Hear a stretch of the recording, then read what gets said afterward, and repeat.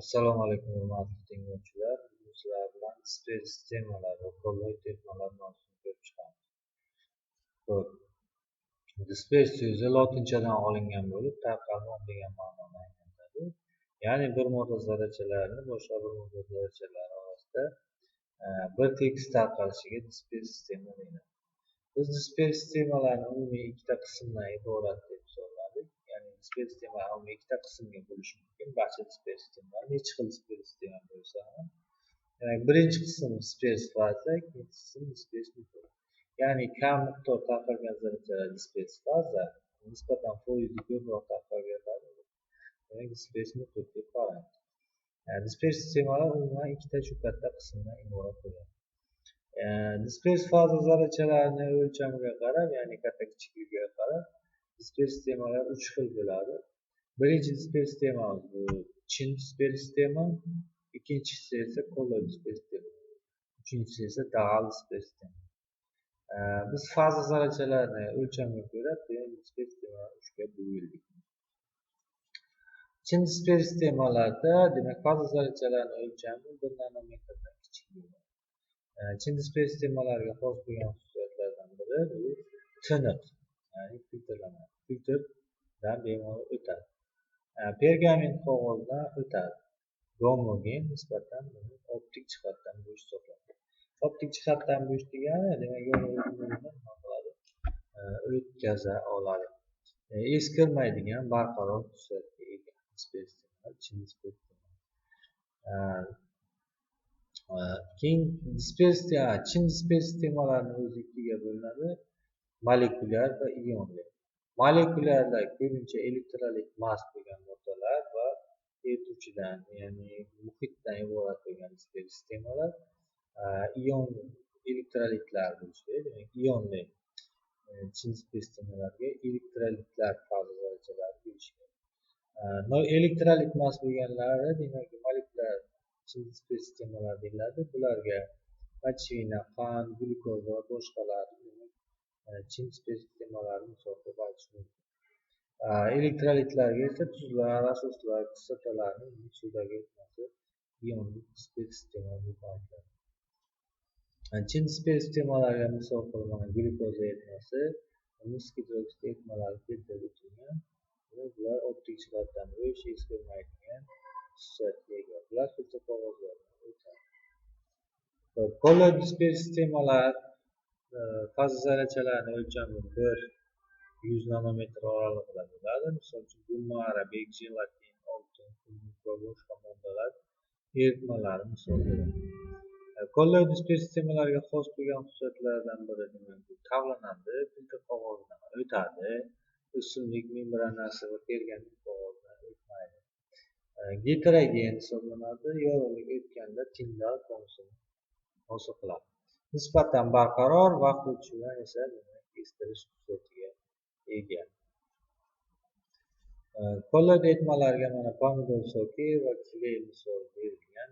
Bular qo'lboy eritmalarga misol bo'ladi. Tindal konusini hosil qilishi demak sxematik va asosiy ta'sirlari berib keltirib o'tilgan. Tindal konusi mana chin eritmadan o'tkazgan paytda demak optik jihatdan bo'shlik uchun chin eritma yorug' nurni o'tkazib yuboradi. Qo'lboy eritmasi esa konusini shaklini hosil qiladi. Mana haqiqiy eritmadan demak yorug' nurni lazer ishtirokida o'tkazib ko'rsatilgan. Yorug' nurni qaytarib konusini shaklini hosil qilishini qo'lboy eritmalarni ko'rishimiz mumkin bo'ladi. Dag'al displey sistemalar bunda demak faza zarrachalarini o'lchami 100 nanometrdan katta bo'ladi. Dag'al displey sistemalarga emulsiya, ko'pik, suspenziya, kun va aerozollar misol bo'ladi. Bu sistemalar demak dag'al displey sistemalar tiniq emas, filtrlanganda filtr qog'ozdan demak pergament qog'ozdan o'tmaydi. Nisbatan barqaror, umuman beqaror hisoblanadi. Heterogen yorug'likni qaytarish, sindirish hamda o'zgartirish xususiyatiga ega. Bu beqaror displey sistema hisoblanadi. Dag'al displey sistemalarni demak bir ko'rib chiqadigan bo'lsak, birinchisi emulsiya. Emulsiyada demak displey faza va displey zarrachalar ikkalasi ham suyuqlik bo'lishi kerak, ya'ni agregat holatida suyuq bo'lishi kerak. Bunga misol qilib suv, moy suv emulsiyalarini aytish mumkin. Bunday emulsiyalar turg'un emas, demak faza zarrachalarni o'z-o'zidan qo'shilib keyinchalik ikkita qatlamga ajralishini kuzatish mumkin emulsiyalarda. Ya'ni shu faza zarrachalarni o'z-o'zidan qo'shilib yiriklashib borishi, ya'ni ikkita qatlamga bo'lishi koalessensiya deb aytiladi. Koalessensiya hodisasi tufayli emulsiyalar ikkiga ajraladi, ikkita qatlam hosil qiladi. Ya'ni tomchilar, bu yerda faza zarrachalari tomchilari qancha kichik bo'ladigan bo'lsa, shuncha demak barqaror emulsiyalar hosil qilishi mumkin. Chunki ularni qo'shilib yiriklash uchun ko'proq vaqt ketadishi uchun qancha kichik bo'lsa, faza zarrachalarining o'lchami shuncha demak barqarorlikni oshirish mumkin deb hisoblanadi. Xo'p, emulsiyalarga mana misollar keltirib o'tilgan: kauchuk, polistirol, polivinil asetat va hokazo eritmalar emulsiyalari bundan misol bo'ladi. Keyingisi demak bizga ko'pik. Ko'pik demak emulsiyalarga nisbatan yaqin, faqat gaz, suyuqlikdagi gaz bo'lishi kerak bo'lsa, gazni demak suyuqlikda tarqalishi bu ko'pikni hosil qiladi. Lekin gazlarni, ko'piklarni hosil qilishda ko'pincha sirt faol moddalardan foydalaniladi. Gaz fazalarini demak suyuqliklarda tarqalishi uchun gazli ichimliklar misolida berilgan. Suyuqlik gaz sistemalari, bular ko'piklar deb qarash mumkin. Sirt faol moddalarga endi oqsillar, so'mlar va hokazolar misol bo'ladi. Ko'piklar hosil bo'lishda ko'pincha o't o'chirishlarni, demak o't o'chirishlarda ko'piklardan foydalanadi. Bu ko'piklar o'sha kisloroddan yong'inni to'sib qo'yadi va shunda o'tni o'chirish xususiyati paydo bo'ladi. Ya'ni kislorodsiz o't olov yonmaydi. Keyingisi dispersiymalar, demak dag'al dispersiymalarining yana bir turi suspenziya hisoblanadi. Suspenziyalar dispers faza, bu yerda suspenziyada qattiq moddalarning suyuq moddalarga tarqalishi bu suspenziya. Suspenziya demak suvdagi qurumni yoki bo'lmasam mineral zarrachalarni demak bir tekis tarqalishi bu suspenziyani hosil qiladi. Suspenziyalar ko'pincha demak dorilar tayyorlashda dag'al dispersiyalarni suspenziya turidan foydalanadi. O'sha bolalar dorilari ko'pincha suspenziya ko'rinishda keltirib beriladi. Keyingisi aerozollar. Aerozollar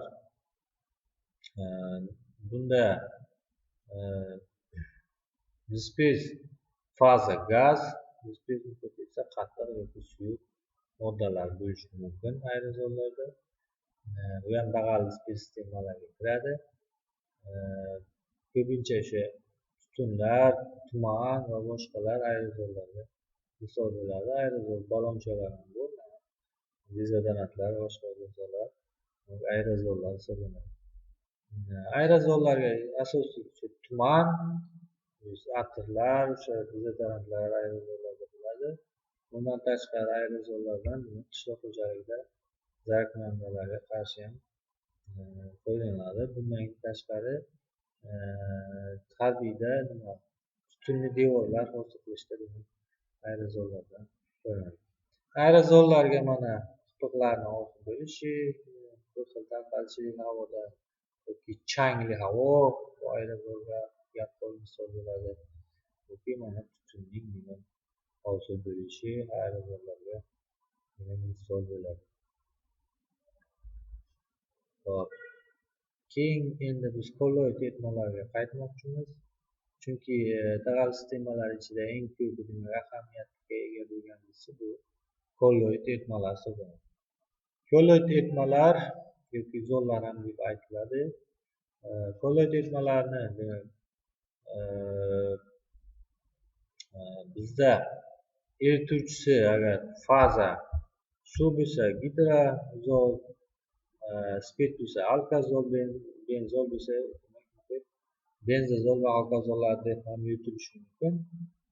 Agar o'sha gel holatiga o'tadigan bo'lsa, kolloid etmalar gel holatiga o'tadigan bo'lsa, ularni gellari ham xuddi shunday aytiladi. Misol uchun alkogel va alkazollar deb aytiladi.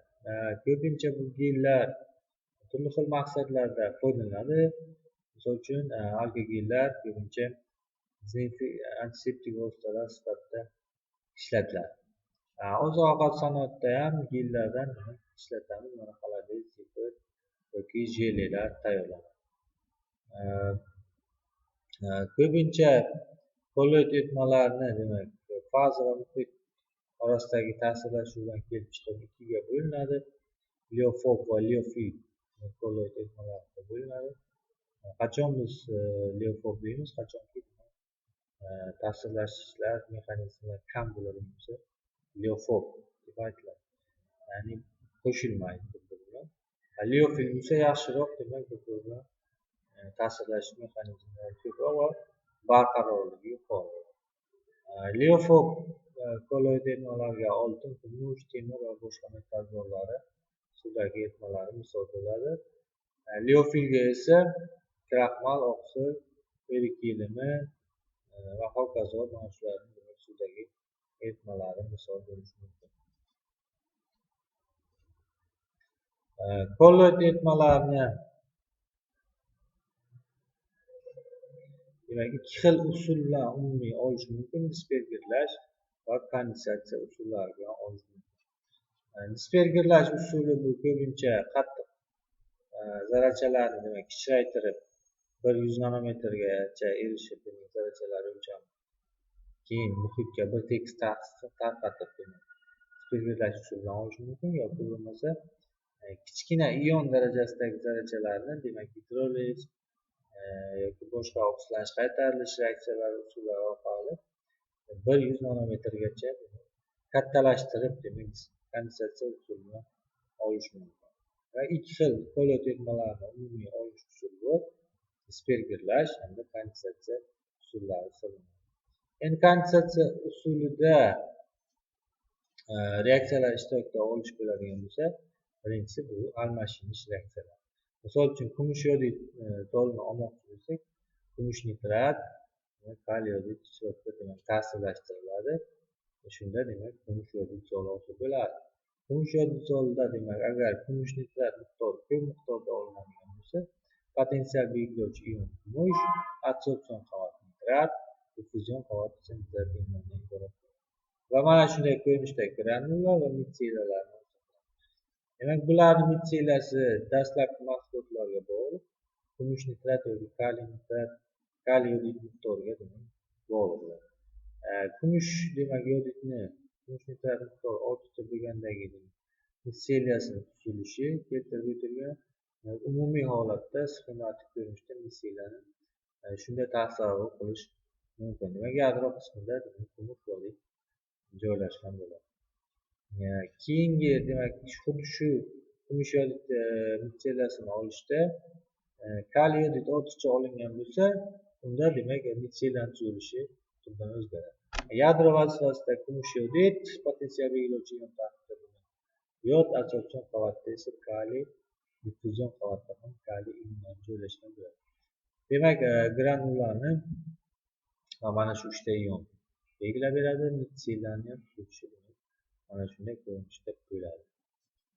Xo'p, mitsellani demak kumush yodid mitsellasini demak kaliy yodid ortiqcha miqdorda bo'lgandagi holat sxematik ko'rinishda demak tasviri keltirib o'tilgan. Demak mitsella xuddi shunday tuzilishga ega deb qaraladi.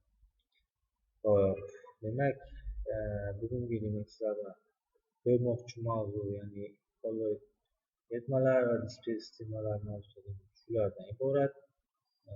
Savollar bo'lsa kommentariy qismida yozib qoldirasizlar. Mavzuga oid testlar berilgan bizga. E'tiborlaringiz uchun rahmat. Testlar qismini ko'rib o'tmadik.